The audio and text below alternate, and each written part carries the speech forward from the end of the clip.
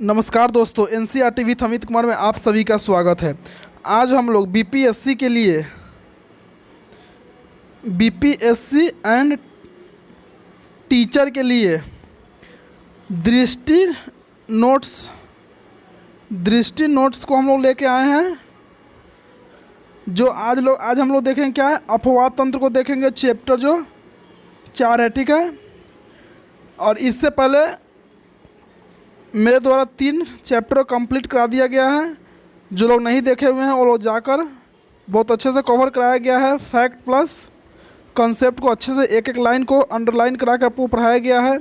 जो लोग नहीं देखे हैं वो लोग जाकर देख ले, बहुत अच्छे से कवर कराया गया है वहाँ पे। आज हम लोग देखेंगे अफवाह तंत्र। अफवाह तंत्र समझिए कि आपको 100% के यहाँ क्वेश्चन 2-3 नंबर क्वेश्चन आ ही जाते हैं और 1 नंबर श्योर है कि यहाँ से क्वेश्चन है, क्योंकि यहाँ से अफवाह तंत्र में क्या जितना सारा नदी होगा भारत के, वो सारा नदी को हम यहाँ पे कवर करेंगे विथ डेप्थ जाकर और एक्सप्लेनेशन के साथ। एक एक पॉइंट को हम लोग देखेंगे। तो आइए हम लोग आज शुरू करते हैं। अफवाह तंत्र वो 3 चैप्टर में आप लोग प्यार बहुत अच्छे से दिए हुए हैं। उम्मीद करते हैं 4था चैप्टर में ही दीजिएगा, लेकिन थोड़ा आप लोग से ये शिकायत है कि आप लोग देखते तो है पर चैनल को सब्सक्राइब नहीं करते हैं, इसलिए थोड़ा सा सब्सक्राइब भी कर दीजिए। लाइक एंड शेयर आप लोग के ऊपर छोड़ते हैं, आप लोग कर दीजिए। तो आइए बिना देरी किए हुए हम लोग शुरू करते हैं अफवाह तंत्र। थोड़ा पहले इसे जूम कर लेते हैं कि आप लोग अच्छे से दिखाई देगा। हम लोग पहले इसका सामान्य परिचय देख लेते हैं कि अफवाह तंत्र होता क्या है। तो जब नदिया का जल बहाव कुछ निश्चित जलमार्गों वाहिकाओं के माध्यम से होता है तो उस नदियों को अफवाह कहते हैं तथा इस वाहिकाओं के जाल को अफवाह तंत्र कहते हैं। कहने का मतलब है कि जब नदियाँ क्या होता है, एक निश्चित मार्ग पर वह गति करती है, माध्यम से होता है, तो उस नदियों क्या कहते हैं, अफवाह कहते हैं। तथा इन वाहिकाओं मतलब बहुत सारा नदियाँ का, जैसे मान लीजिए कि यहाँ से एक नदी निकला, ठीक है, यहाँ से, और इसमें यह क्या हुआ, बहुत सारा वाहिकाएँ बन जाती है, ठीक है। अब ये क्या हुआ, एक जाल के समान दिख रहा है। ये क्या है, जाल के समान दिख रहा है चारों तरफ से। तो इसी को क्या है, जाल के समान क्या कहते हैं, अफवाह तंत्र कहते हैं, ठीक है। समझ गए आप लोग क्या होता है। अफवाह तंत्र मुख्य नदी एवं उसकी सहायक नदियों का एक एकीकृत तंत्र होता है। कहने का मतलब है एक मुख्य नदी होता है, जैसे मान लीजिए कि गंगा नदी होता है, ठीक है, और इसकी सहायक नदी बहुत सारा होता है, जैसे यमुना हो गया, सोन हो गया, घग्गर हो गया, महानंदा हो गया, बागमती हो गया। यह सब इसका सहायक नदी है। सहायक नदी द्वारा एकीकृत होकर यह तंत्र बनता है जो सतह के जल को एकत्र कर उसे दिशा प्रदान करता है, मतलब एक गति प्रदान करता है। इस नदी एवं उसके सहायक नदियों द्वारा अपवाहित जल को अपवाद द्रोणी कहते हैं, ठीक है। एक नदी हम उसकी सहायक जो बताएं हैं, जैसे गंगा नदी है, उसके सहायक नदी द्वारा जो जल अपवाहित मतलब जल को जो प्रवाहित किया जाता है उसी को क्या कहते हैं, अपवाद द्रोणी कहते हैं, ठीक है।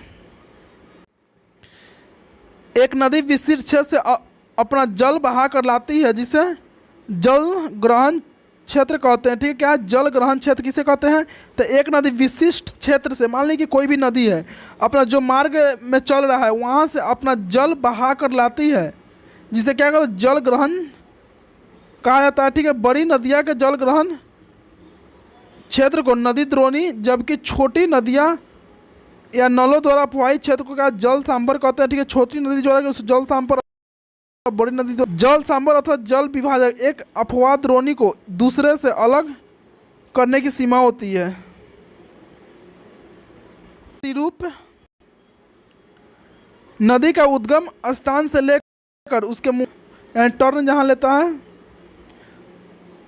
तक नदी व उसकी सहायक नदियों द्वारा की गई रचना को अफवाह प्रतिरूप कहते हैं, ठीक है। नदियों का अफवाह प्रवाह निम्नलिखित कारकों पर निर्भर करता है, जैसे कि भूवैज्ञानिक समयावधि हो गया, चट्टानों की प्रकृति एवं संरचना हो गया, स्थलाकृति हो गया, ढाल प्रवणता, जल की मात्रा और बहाव की अवधि, ये सब पर क्या है, निर्भर करता है। नदी का अफवाह के विधि स्वरूप विविध प्रतिरूप होते हैं। इनमें से कुछ प्रतिरूप निम्नलिखित है। ध्रुमाकृतिक जो वृक्षाकार या अफवाह प्रतिरूप होती है, ठीक है। जब नदियों के जलधाराएं उस स्थान के स्थलीय ढाल के अनुसार बहती है तो मुख्य नदियाँ तथा उसकी सहायक नदियों के द्वारा वृक्ष की शाखाओं के रूप की तरह अपवाह प्रतिरूप का निर्माण होता है, जिससे धूमाकृतिक अपवाह प्रतिरूप के नाम से जाना जाता है। तो समझ गए किसे कहते हैं?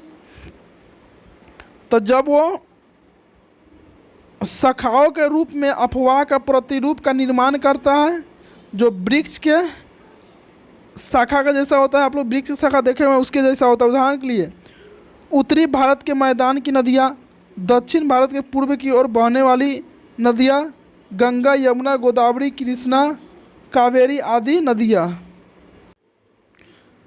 जालीनुमा अपवाह प्रतिरूप, जब मुख्य नदियाँ एक दूसरे के समानांतर बहती हो तथा सहायक नदियाँ उसके समकोण पर मिलती हो तो इस प्रतिरूप को जालीनुमा अपवाह प्रतिरूप कहते हैं, ठीक है।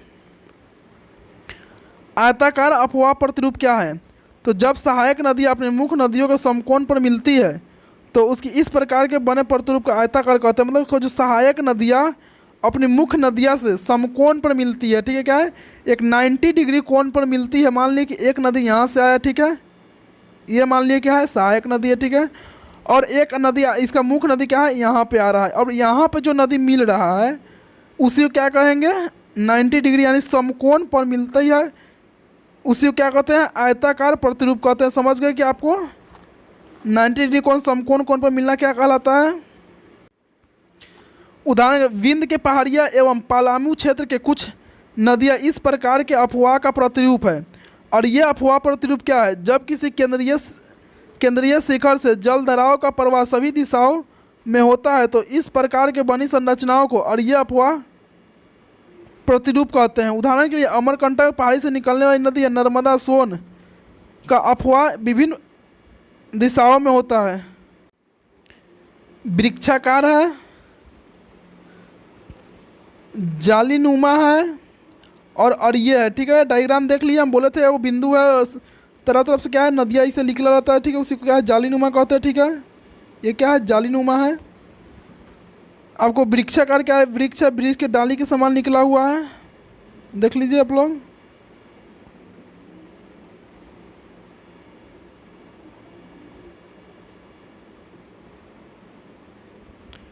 आप लोग देख सकते हैं, आप लोग ये सब डायग्राम देख।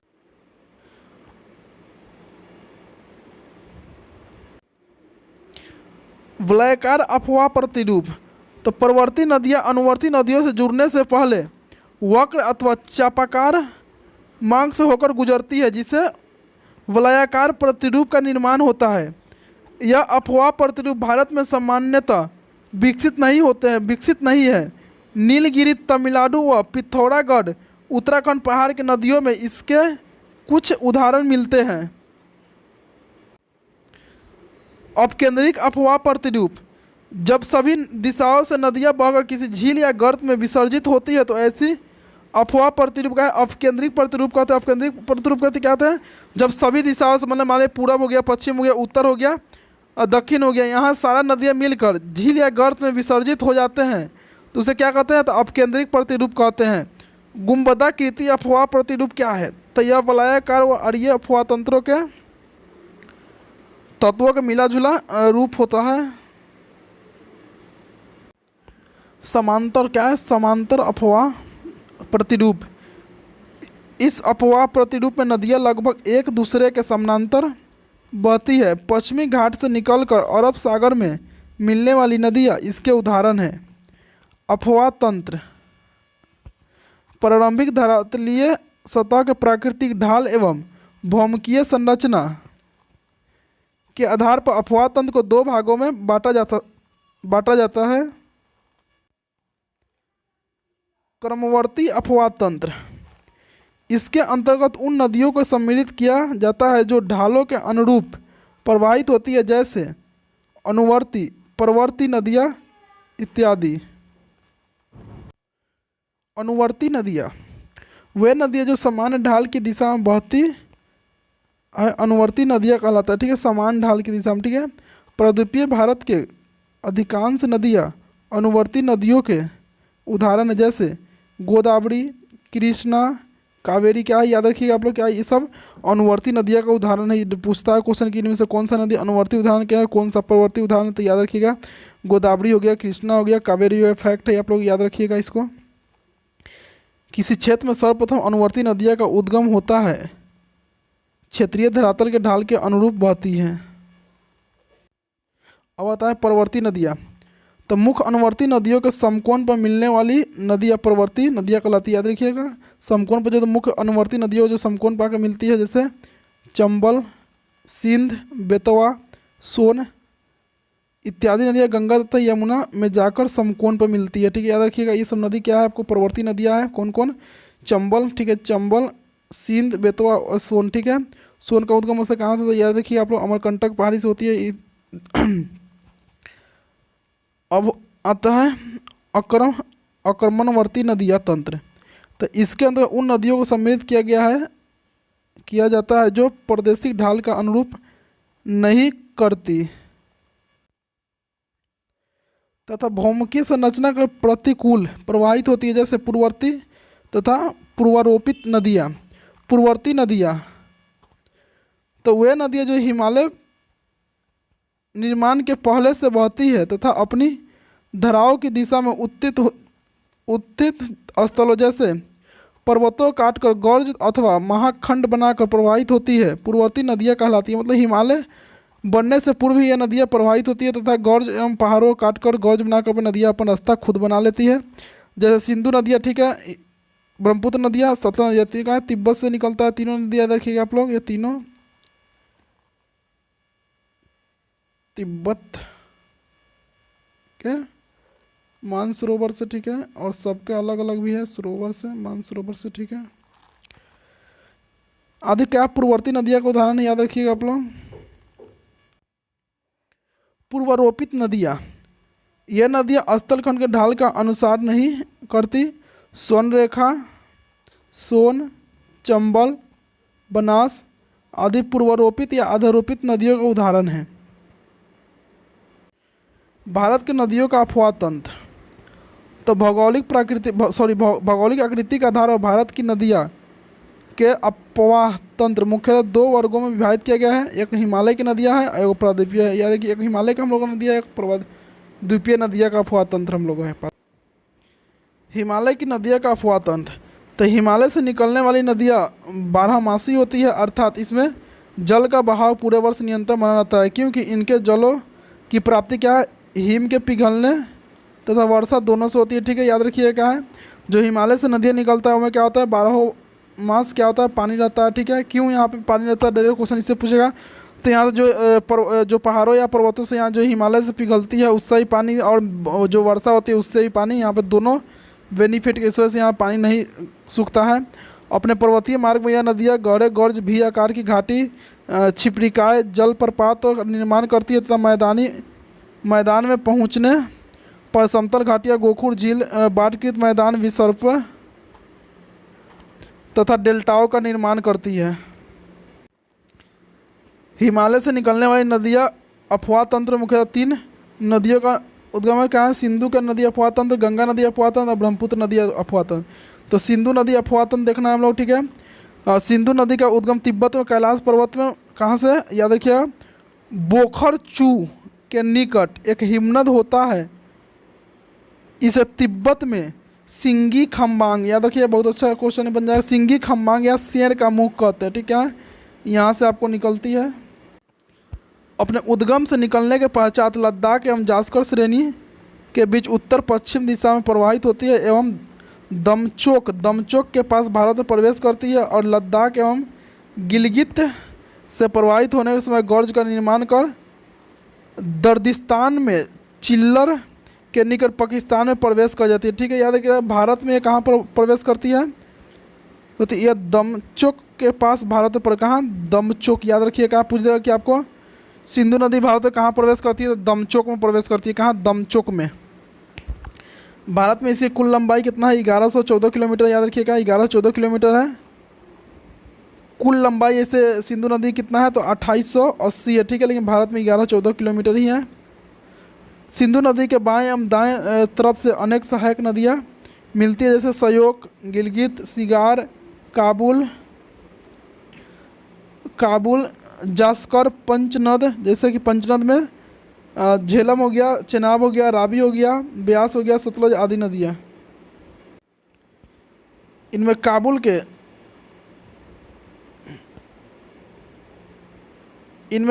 के अतिरिक्त दाहिने तट पर मिलने वाली अनेक सहायक नदियाँ जैसे कुर्रम, तोची, गोमल, विवोआ और सागर, ठीक है, ये सभी नदियाँ सुलेमान रेंज से निकलती है, ठीक है। पंचन नदियाँ आपस में मिलकर पाकिस्तान में मेथिन कोट के पास, क्या है, मेथी कोट के पास सिंधु नदी मिल जाती है, ठीक है। ये पांचों नदियाँ कहाँ मिलती है तो मेथिन कोट, जो पाकिस्तान में एक जगह है, मीथिन कोट के पास मिल जाती है, ठीक है। सिंधु नदिया का मुहाना अरब सागर में है, ठीक है। सिंधु नदिया का मुहाना कहाँ है, अरब सागर में है। ये VVI बॉक्स है क्योंकि सिंधु नदी संबंधित विषय तत्व है, ठीक है। सिंधु नदी की कुल लंबाई आपको 2880 किलोमीटर, ठीक है। भारत में सिंधु नदी लद्दाख के संघराज्य क्षेत्र में प्रवाहित होती है। सिंधु नदी के दाएं तट पर लेह स्थित है, कहाँ दाएं तट पर लेह स्थित है। सिंधु नदी जल समझौता 1960 में के अनुसार इसके विसर्जन की क्षमता केवल 20% ही कहाँ है, भारत में, ठीक है। देखिए अभी करंट में इसका न्यूज़ आ रहा है कि ये जो समझौता है इसको अब भारत सरकार क्या करेगा, निरस्त कर देगा, ठीक है। सुनने में न्यूज़ आ रहा है, देखिए होता है क्या। आप लोग मेरे चैनल से जुड़े रहिए, इस तरह का अपडेट आप लोगों को हम देते रहते हैं, इसलिए चैनल को सब्सक्राइब जरूर कर लीजिए। झेलम नदी, इसका उद्गम पीर पंजाल गिरिपथ में वेरीनाग के निकट शेषनाग झील से होती है, कहाँ है, झेलम नदी के उद्गम से कहाँ, शेषनाग झील से होती है। यह बुलर झील से होती हुई पाकिस्तान में झांग के निकट चेनाब नदी में मिल जाती है। यह श्रीनगर के पास विसर्ग का निर्माण करती है, ठीक है। याद रखना झेलम नदी कहाँ विसर्ग, तो श्रीनगर के पास आपको विसर्ग का निर्माण करती है। पाकिस्तान में प्रवेश करने से पूर्व यह नदियाँ एक गहरी घाटी का निर्माण करती है जिसे बासमंगल के नाम से जाना जाता है। पाकिस्तान में चेनाब से मिलने वाली पहले झेलम नदी के मंगला डैम का निर्माण किया गया, ठीक है। झेलम चेनाब से मिलने वाली झेलम नदी पर कौन है, मंगला डैम। मंगला डैम कहाँ हुआ है, आप याद रखिए, झेलम नदी पर है, ठीक है। आपको जम्मू कश्मीर झेलम नदी मुजफ्फराबाद से मीरपुर तक भारत से पाकिस्तान के सीमा रेखा को होकर बहती है। झेलम नदी जम्मू कश्मीर में तुलबुल एवं उड़ी परियोजना चलाई जाती है, ठीक है। झेलम नदी पर जम्मू कश्मीर में तुलबुल एवं उड़ी परियोजना कहाँ है, आपको झेलम नदी पे है, चेनाब नदी, ठीक है। सिंधु नदी की सबसे बड़ी सहायक नदी, भारत में लंबाई 1180 किलोमीटर, जो हिमाचल प्रदेश में इसे चंद्रभागा के नाम से जाना जाता है। कौन, चेनाब नदी को हिमाचल प्रदेश चंद्रभागा के नाम से जाना जाता है। चेनाब नदी का बारालाचा दर्रे से दोनों ओर से निकलने वाली चंद्र और भागा नाम से नदी के केलांग के निकट तांडी में मिलने से बनती है, कहाँ, तांडी में मिलने से बनती है। यह पीर पंजाल पर्वत श्रेणी के समानांतर कुछ दूरी तक पश्चिम दिशा में बहती है और किश्तवाड़ के निकट पीर पंजाल में गहरा गौज बनाती है।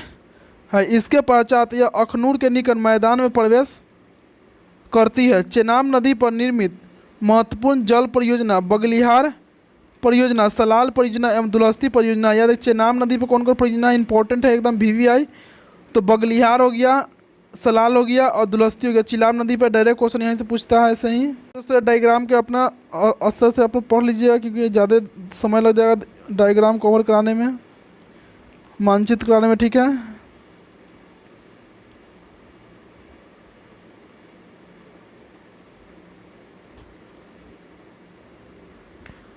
रावी नदी, इसका उद्गम हिमाचल प्रदेश में बृहद हिमालय के रोहतांग दर्रे के पश्चिम होता है। यह चंबा घाटी से प्रवाहित होती है, कहाँ, चंबा घाटी से प्रवाहित होती है, ठीक है। कौन, रावी नदी।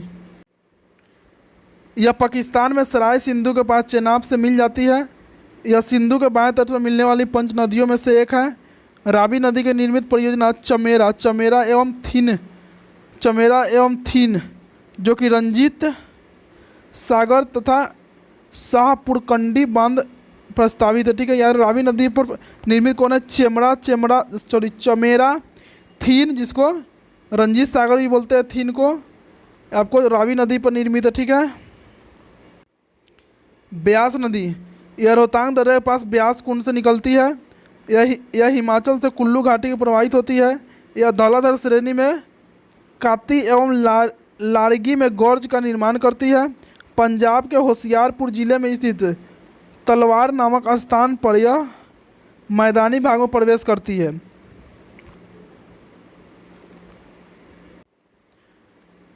यह हरिके नाम के स्थान पर सतलुज से मिलती है तथा इनके मिलन स्थान ही हरिके बैराज के निर्माण किया जाता है। ठीक है। हरिके बैराज से ही इंदिरा नहर निकलती है। ठीक है। इंदिरा नहर जो भारत सबसे बड़ी लंबी नहर का निर्माण सिंचाई के उद्देश्य से किया गया था। ठीक है। यह पंचनद का एकमात्र ऐसी नदी है जिसका प्रवाह केवल भारत में ही होता है। ठीक है। याद कौन? केवल भारत में होता है। ठीक है। ब्यास नदी का सतलज नदी काफ़ी इम्पोर्टेंट है। नदियाँ जो भी है आप लोग अच्छे से उसका और कुछ याद नहीं रखिएगा तो उसका उद्गम स्थल कहाँ हुआ, उसे क्या सहायक नदी है, उसका लंबाई कितना है और किस देश में प्रवाहित होता है, किस राज्य में, इतना कम से कम याद रखिएगा आप लोग, तो इससे आपको एग्ज़ाम में कोई दिक्कत नहीं होगी। यह तिब्बत के पठार के राक्षस ताल के झील से निकलती है, जहाँ इसे लोंगचेन खम्बाम के नाम से जाना जाता है। यह भारत में प्रवेश करने से पहले लगभग 400 किलोमीटर सिंधु एवं समानांतर प्रवाहित होती है, तो सिपकिल्ला दर्रे से होकर भारत में प्रवेश करती है। कौन सा? सिपकिल्ला दर्रे से होकर भारत में प्रवेश करती है। राक्षस ताल से निकलकर यह नदियाँ पश्चिम दिशा में प्रवाहित होती है एवं हिमाचल प्रदेश में गहरी घाटी का निर्माण करती है। भाखड़ा परियोजना हरिके बैराज तथा इंदिरा गांधी नहर से संबंधित होने के कारण यह भारत के महत्वपूर्ण नदियों में से एक है। सतलज नदी फिरोजपुर से फजीलका यानी कि फजीलंका यानी पंजाब के बीच भारत पाकिस्तान की सीमा होते हुए बहती है।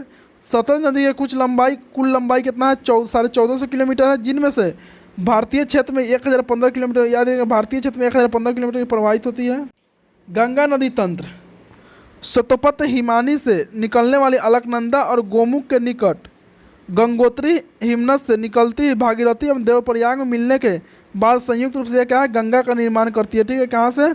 तो उत्तराखंड के शतपथ हिमानी एगो है, वहीं से यह निकलती है और अलकनंदा और गोमुख के निकट गंगोत्री हिमनद से निकलती है भागीरथी, याद रखिए कौन? भागीरथी और देवप्रयाग में मिलने के बाद ही क्या होती है? यहाँ पे गंगा ये कहलाती है। गंगा नदी के सहायक नदियाँ, बाएं तट से मिलने वाली नदियाँ रामगंगा, गोमती, घगरा, गंडक, बागमती, कोसी, महानंदा। देखिए इसका ट्रिक हम बनाए हुए हैं, आप लोग इसका ट्रिक से याद कर लीजिए, आपको कोई समस्या नहीं होगी।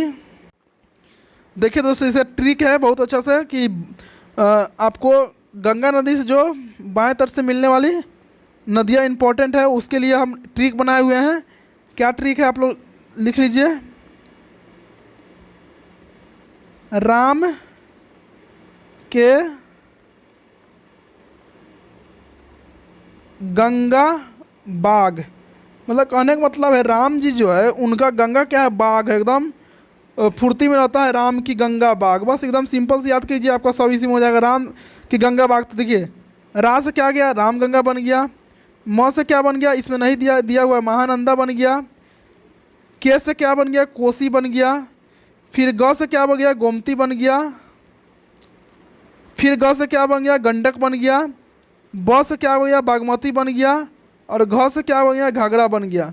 तो याद रखिए आप क्या है? राम की गंगा बाग। बस इससे आपको ट्रिक से आपको जो बाएं तरफ से मिलने वाली नदियाँ आसानी से याद है, क्योंकि यहाँ पे बहुत सारा कंफ्यूज हो जाता है स्टूडेंट्स और नहीं गलती करके चलाते हैं, इसलिए ये ट्रिक याद रखिए आप लोग। मेरे चैनल से जुड़े रहिएगा, तो ऐसा ऐसा ट्रिक बहुत अच्छा सा हम ट्रिक बनाते हैं और आप लोगों के लिए उपलब्ध कराते रहते हैं, इसलिए मेरे चैनल को सब्सक्राइब, लाइक एंड शेयर जरूर कर दीजिए। अब आइए कि बाएं तट से मिलने वाली नदियाँ कौन सा है? सॉरी, दाएं तट से मिलने वाली नदियाँ में यमुना, सोन, टोंस और कर्मनासा। ठीक है, कौन है? तो यमुना, सोन, टोंस और कर्मनासा। ठीक है, अलकनंदा के सहायक नदी जैसे पिंडार नदी बाएं तट से कर्णप्रयाग तथा मंदाकिनी में दाएं तट से रुद्रप्रयाग इसे आकर मिलती है। धौली गंगा, विष्णु गंगा, अलकनंदा तथा अन्य सहायक नदियां हैं। बद्रीनाथ व प्रसिद्ध मंदिर अलकनंदा नदी के तट पर स्थित है। गंगा का पूर्वी दिशा में पश्चिम के फरक्का गंगा डेल्टा का सबसे उत्तरी बिंदु है, तो तक बहती है, जहां यह दो धाराएं में बढ़ जाती है।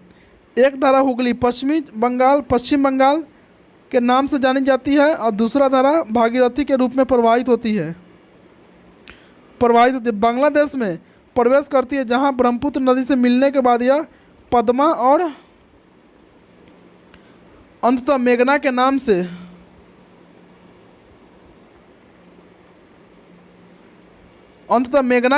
नाम से बहती बंगाल की खाड़ी में क्या होती है, गंगा मिल जाती है। ठीक है,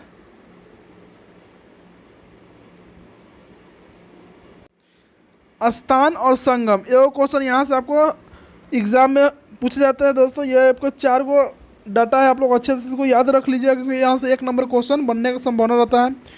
विष्णुप्रयाग जो है धौली गंगा अलकनंदा से मिलता है, तो क्या बनता है, विष्णुप्रयाग। ठीक है, कर्णप्रयाग जो कि पिंडार और अलकनंदा से मिलता है, तो क्या बनता है, कर्णप्रयाग। ठीक है, रुद्रप्रयाग सबसे इंपॉर्टेंट है, रुद्रप्रयाग जो मंदाकिनी और अलकनंदा से मिलता है, तो रुद्रप्रयाग और देवप्रयाग, ये 2 कम से कम आप लोग अच्छे दिमाग में बैठा लीजिएगा। भागीरथी तो अलकनंदा। ठीक है, बीपीएससी तो डायरेक्ट ऐसे क्वेश्चन पूछता है, इसलिए आप लोग अच्छे से याद रखिएगा। फिर से देख लेते हैं। विष्णुप्रयाग कहता है धौली गंगा अलकनंदा, कर्णप्रयाग पिंडार और अलकनंदा, और रुद्रप्रयाग मंदाकिनी और अलकनंदा, और देवप्रयाग भागीरथी और अलकनंदा, तब जाकर इसको गंगा के नाम से जानते हैं। ठीक है, देखिए दोस्तों, यमुनोत्री, गंगोत्री, केदारनाथ, बद्रीनाथ सब यहाँ पे आपको मिल जाएंगे उत्तराखंड में। ठीक है, यहाँ सबको मंदाकिनी, भागीरथी, अलकनंदा, धौली गंगा, विष्णुप्रयाग, नंदप्रयाग, नंदकनी, पिंडार, लोकेशन आप लोग देखते रहिएगा। मिलन देखिए, आपको यहाँ मिलन हुआ तो कर्णप्रयाग बन गया, आप अलकनंदा मंदाकिनी मिला रुद्रप्रयाग बन गया, भागीरथी अलकनंदा बना देवप्रयाग बन गया। ठीक है, गंगा का दाएं तथा बाएं दोनों तटों से अनेक सहायक नदियां आकर मिलती है। जो यमुना नदी सबसे बड़ी सहायक नदी है गंगा को, उसी के बंदरपुर चोटी से यमुनोत्री हिमनद से निकलती है तथा प्रयागराज में गंगा के दाएं तट पर मिलती है। सोन भी गंगा का दाएं तट से मिलने वाली नदियाँ है। कौन, सोन। ठीक है, सोन का उद्गम से क्या है, अमरकंटक की पहाड़ी है। ठीक है, चंबल, सिंध, बेतवा, केन इत्यादि नदियाँ यमुना का दाएं तट से प्रमुख सहायक नदियाँ हैं। चंबल की सहायक नदियाँ बानस, काली, सिंध, कूनो इत्यादि प्रमुख है। बनास की सहायक नदियाँ खारी और खुंद प्रमुख है। वितरिका क्या होता है, वितरिका का मुख्य तो नदी से निकलने वाली छोटी नदियों जो उसमें नहीं मिलती है, जैसे कि हुगली। सहायक नदियाँ मुख्य नदियों में मिलने वाली नदियाँ जिसका आधार तल मुख्य नदी से ऊंचा, और यमुना और सोन, जैसे सोन। ठीक है, कोसी गंगा के बाएं तट से मिलने वाली नदियाँ है। ठीक है, कोसी गंगा के बाएं तट से मिलने वाली नदियाँ हैं। इसके द्वारा अपने नदी मार्ग के अधिक कटाव तथा मार्ग परिवर्तन के कारण इसे बिहार का शोक कहते हैं। किसको, कोसी को बिहार का शोक कहते हैं। गोमती, घग्गर, गंडक आदि गंगा के बाएं तट से मिलने वाली अन्य सहायक नदियां हैं। दामोदर हुगली के दाएं तट से मिलने वाली प्रमुख नदियां है। इसे बंगाल का शोक कहा जाता है, क्योंकि यह दामोदर बंगाल में भी बहुत जान माल के क्षति पहुंचाता है। ठीक है, गंगा नदी पर ही राष्ट्रीय जलमार्ग 1 जो प्रयागराज से हल्दिया तक है, या प्रयागराज से क्या है, हल्दिया तक है। ठीक है, देखिए तो ब्रह्मपुत्र नदी क्या हुआ, आपको यहाँ से आया। ठीक है, ये आपको अरुणाचल प्रदेश में नमचा बर्मा एक क्षेत्र है, यहाँ से आपको प्रवेश करते हुए आपको तेजपुर, गुवाहाटी, असम होते हुए बांग्लादेश में घुसती है। यहाँ पे जाके आपको ये जमुना के नाम से जाना जाता है, और यहाँ से आते हुए बंगाल की खाड़ी में आपको ये गिर जाती है। ठीक है, लोकेशन देख लीजिए आप लोग। एवं गंगा एवं उसके सहायक नदियों में देख लीजिए गंगा नदियों से संबंधित विशेष तत्व। तो गंगा कुल लंबाई कितना है 2525 किलोमीटर है। मुहाना बंगाल की खाड़ी में है, ठीक है, बंगाल की खाड़ी में गिरते हैं। भारत की नदियों में सबसे बड़ी अफवाह तंत्र है। 2008 में गंगा नदी को राष्ट्रीय नदी का दर्जा दिया गया था। सन 2017 में उत्तराखंड के उच्च न्यायालय ने गंगा यमुना को जीवित मानव का दर्जा दिया गया, ठीक है, एकदम इंपॉर्टेंट क्वेश्चन है, ठीक है। कौन? गंगा और यमुना नदी को क्या है? जीवित मानव का दर्जा दिया गया है। गंगा नदी के किनारे बसा सबसे बड़ा शहर कौन सा है? कानपुर है। यह फैक्ट था, आप लोग याद रख लीजिएगा। गंगा नदी अपवाह तंत्र क्रम में निम्न नामों से जाना जाता है। गंगा उत्तराखंड में, उत्तर प्रदेश में, बिहार, झारखंड, पश्चिम बंगाल में हुगली और भागीरथी। पश्चिम बंगाल दो वितरिका को बंटने के पश्चात मुख्य शाखा भागीरथी बांग्लादेश चली जाती है, जहां पद्मा के नाम से जानी जाती है, ठीक है। बांग्लादेश में प्रवेश करने के पश्चात मेघना जो ब्रह्मपुत्र नदी को यहाँ जमुना, ठीक है, से मिलने के पश्चात अंत मेघना के नाम से ही अपना जल बंगाल की खाड़ी में विसर्जित करती है, ठीक है, विसर्जित करती है। यमुना नदी उत्तर प्रदेश के कुल 19 जिलों से होकर प्रवाहित होती है। कितना? यमुना नदी उत्तर प्रदेश से कितने 19 जिलों से प्रवाहित होती है, ठीक है। गंगा नदी उत्तर प्रदेश के 28 जिलों से प्रवाहित होती है। यह बिजनौर जिले से प्रवेश कर कर बलिया जिले से बाहर निकल जाती है, ठीक है। यहाँ बिजनौर जिले से प्रवेश करती है और बलिया से गंगा नदी बाहर निकल जाती है। ब्रह्मपुत्र नदी तंत्र, ठीक है, हिमालय के उत्तर में इस मानसरोवर झील के पास कैलाश श्रेणी के चेमा यंगडुंग हिमानी से निकलती है, ठीक है। इसके पश्चात तिब्बत में इसे सांगपो नाम से जाना जाता है। ऐसा फैक्ट याद रखिएगा। नाम से पूर्व प्रवाहित होती है, तो तिब्बत में इसे रांगो सांगपो इसके दाहिने तरफ से प्रमुख नदियाँ है, ठीक है। इसके बाद सेंटिकिसियल बेड के सहारे नमचा वर्मा के निकट मध्य हिमालय के काटती हुई यंगयाप दर्रे के द्वारा दक्षिण दिशा में मुड़कर यू टर्न लेती है और भारत के अरुणाचल प्रदेश से प्रवेश कर लेती। कहाँ? नमचा वर्मा, याद रखिएगा। जहाँ इसको सिक्यांग अथवा दिहांग के नाम से जानता है। अरुणाचल प्रदेश में सियांग या दिहांग के नाम से जाना जाता है, तथा दिबांग एवं लोहित नदियों के बाएं तट से मिलने के बाद इसे ब्रह्मपुत्र के नाम से जाना जाता है, ठीक। कौन? दिबांग और लोहित नदियों से मिलने के बाद ब्रह्मपुत्र नदी तिब्बत में सांगपो या साम्पू के नाम से जाना जाता है, ठीक है। और अरुणाचल प्रदेश से दिहांग के, और असम में इसे ब्रह्मपुत्र के एवं बांग्लादेश में इसे जमुना के नाम से जाना जाता है।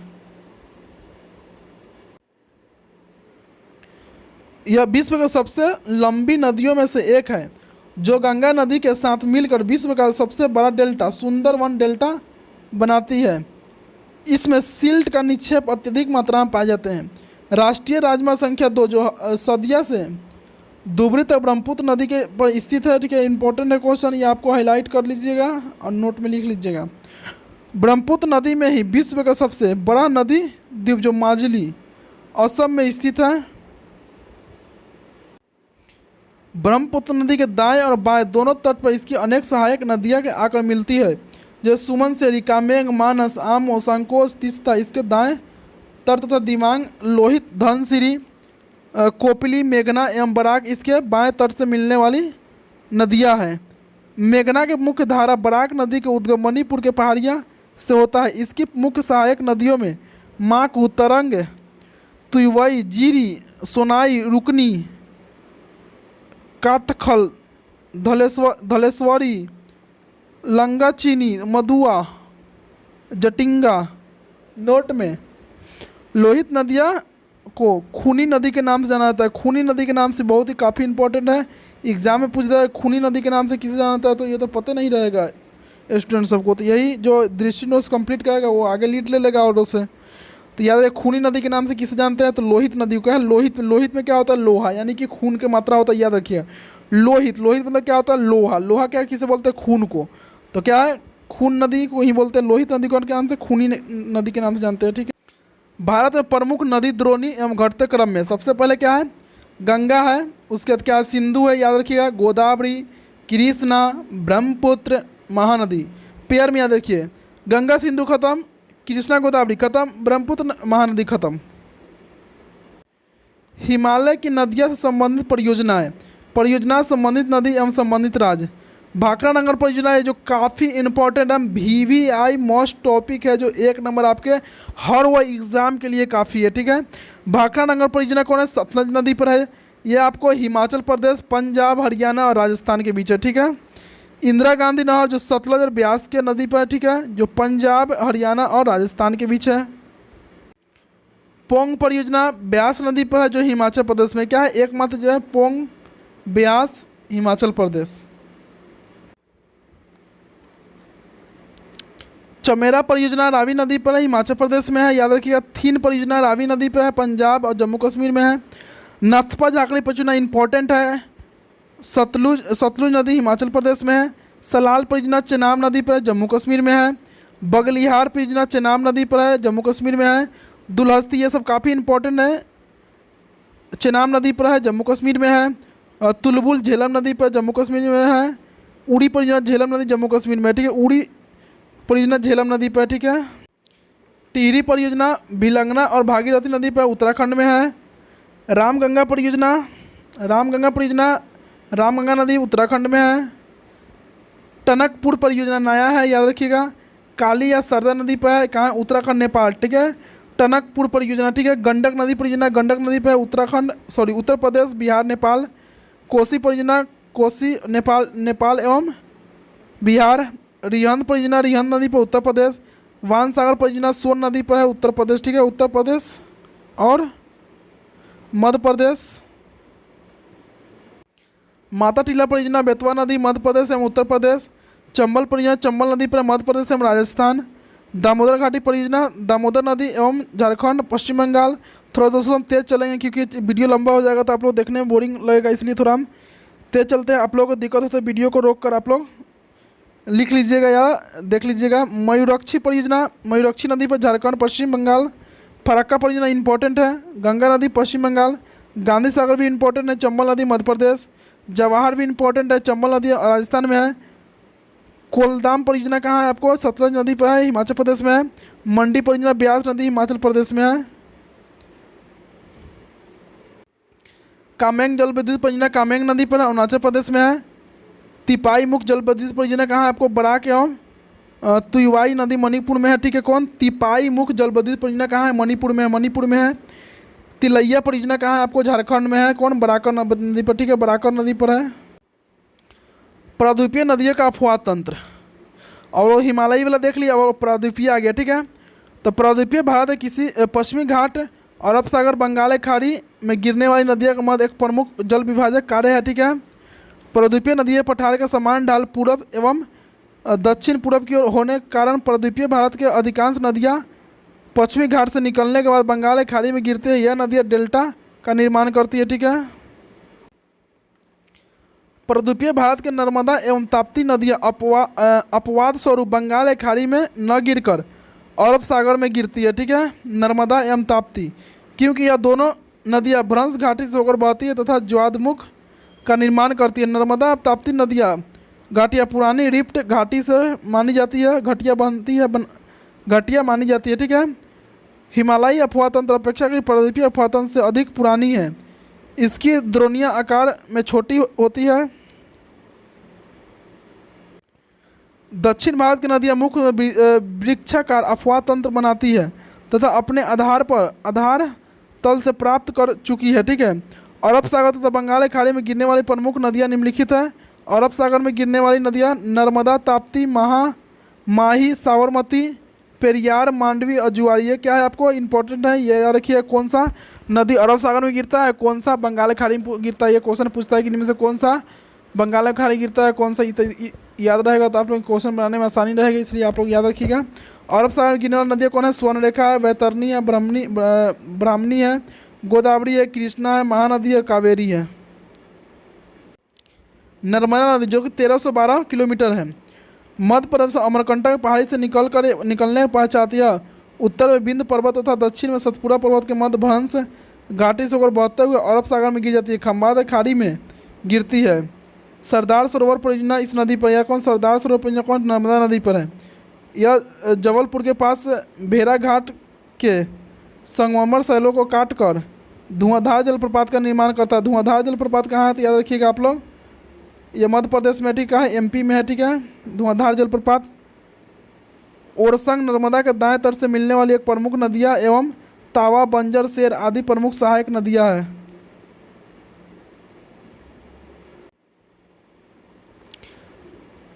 तापी या ताप्ती नदी 724 किलोमीटर है। इसकी उत्पत्ति मध्य प्रदेश के बैतूल जिले में सतपुरा की पहाड़ियाँ यानी कि मुल्ताई नामक स्थान से होती है। यह भ्रंश घाटी से होकर बहती है, अरब सागर में खंबात खाड़ी में गिरती है। इसकी द्रोणी मध्य प्रदेश, गुजरात, महाराष्ट्र नदी द्रोणी के लगभग 80% भाग राज्य में स्थित है। गिरना इसके बाएं तट से एवं अरुणावती इसके दाएं तट से मिलने वाली प्रमुख नदियाँ हैं। यह प्रायद्वीपीय भारत की सबसे बड़ी नदी है जिसका अफवाह तन सबसे बड़ा है। यह महाराष्ट्र के नासिक जिले के त्र्यंबकम नामक स्थान से निकलती है।